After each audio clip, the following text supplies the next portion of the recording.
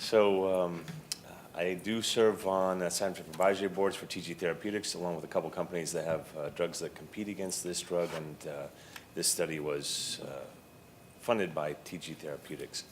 So just a little background, and again, thanks for the lung cancer introduction, because in lymphoma, thank goodness, we do have significantly higher response rates, especially in the relapse setting for many of these low-grade lymphomas. Marginal zone lymphoma is a low-grade lymphoma. It accounts for about 10% of all non-Hodgkin's lymphomas. The responses are generally quite high in the front line with combinations such as chemotherapy with rituximab, and those responses usually are somewhere around 80%. However, in patients who progress after frontline therapy, and this is the majority of patients, there are limited treatment options. In patients who become refractory to chemotherapy, response rates in general are low, and most remissions remain under about a year to a year and a half. There have been efforts to look at targeting components of the B-cell receptor pathway as an effective treatment therapeutic for patients with marginal zone lymphoma. So just a little bit of a background. We know that this B-cell receptor pathway is important in the development of not only normal B cells, but is maintained throughout the malignant phenotype across many different B-cell cancers, including low-grade lymphomas. We know that signaling through this pathway is critical for the development and survival of malignant B cells, and there have been several drugs that have targeted proximal kinases in this pathway, like BTK, PI3 kinase, and SYK inhibitors. Umbralisib, also known as TGR-1202, is a next-generation PI3 kinase delta inhibitor, and it has a fairly unique structure compared to the other PI3 kinase inhibitors that are currently approved in the field, Umbralisib and Duvelisib. As you can see from the chart below, it's fairly selective for the delta isoform of PI3 kinase, and that potentially explains why some of the ongoing long-term safety analyses, which were presented at EHA this year, have shown lower toxicity profiles even with prolonged exposure of the drug. The drug also hits CK1, and it has, there's been some preclinical evidence that this could explain differential effects on Tregs function. This is a phase 2B study. Earlier studies established the dose of the drug at 800 milligrams given once daily. It's an oral drug. This is the study design. This is, as I mentioned, an ongoing phase 2B trial. It's a multi-center, multi-cohort trial. In this trial, we're looking at this drug as monotherapy and in combination with chemotherapy. I will be presenting the results from the marginal zone lymphoma cohort. All these patients receive single-agent Umbralisib daily until disease progression or unacceptable toxicity. Patients were enrolled in trial if they had marginal zone lymphoma. This could have been any of the 3 subtypes of marginal zone lymphoma: splenic, nodal, or extranodal.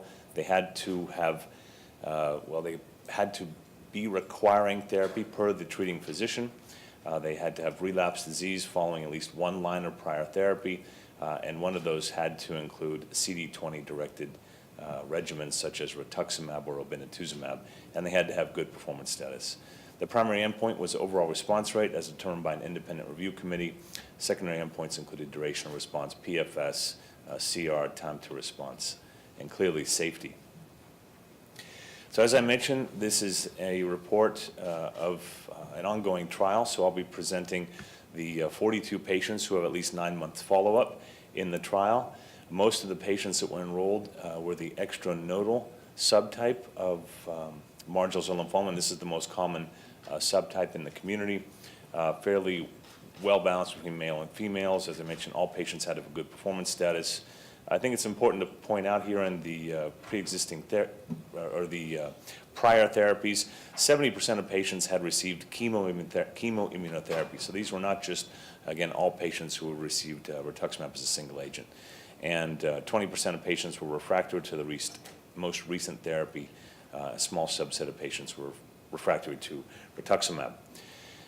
These are the adverse events. It's fairly well tolerated. There was no colitis reported, although I'll report that colonoscopies were not mandated.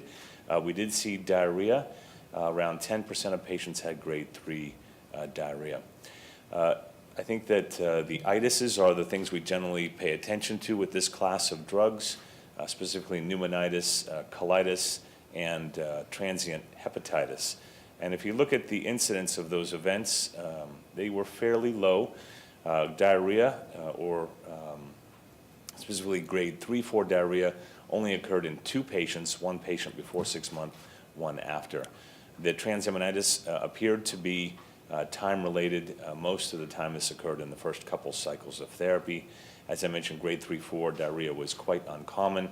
I don't have it on the slide here, but the average duration of diarrhea was only about 10 days and resolved in every patient. The median duration of exposure of the drug was 10 months. We have a median follow-up now of 12.5 months. 55% of patients continue on drug. These are the primary reasons for for removal from trial, disease progression in 25%, 12% due to Umbralisib related event, and a couple others related to either withdrawal of consent or a AE that was not related to drug.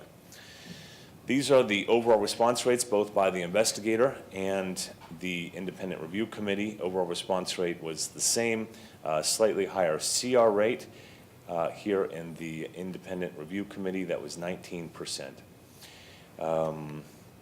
Let's see, all patients in CR remain on study with a range of 10 to 15 months. Looking at the response rates across the subtypes of marginal zone lymphoma, it appeared active whether you had nodal, extranodal, or splenic. But again, these are fairly small numbers, but it didn't appear that the drug differentiated between the different subtypes of marginal zone lymphoma. This is the kind of obligatory waterfall plot. I think the important thing to take out of this is that pretty much just about every patient responded to the drug with a reduction in tumor burden. Duration of response and progression-free survival curves, these are still immature. As I mentioned, majority of these patients are still being followed, and many patients are not reported because they're still early in the drug. But median duration of response not yet reached, and PFS is not reached, with an estimated PFS in these first 42 patients of 66%. So in conclusion, this oral drug, a selective inhibitor of PI3 kinase delta, Umbralisib, is highly active against marginal zone lymphoma, including multiple different subtypes. Single agent dosing appeared to be effective. Durable responses were observed, and toxicity did not appear to be worsening with prolonged exposure. And this is a bit different than what we've seen with some of the other classes, or some of the other drugs in this class. We're continuing to obviously follow patients. Nearly half of the patients are not yet reported and either continue on drug or continue in follow-up. And based upon this study, the drug has been given breakthrough designation by the FDA, and phase 3 studies are being planned and underway in multiple different non-Hodgkin's lymphomas. Thank you.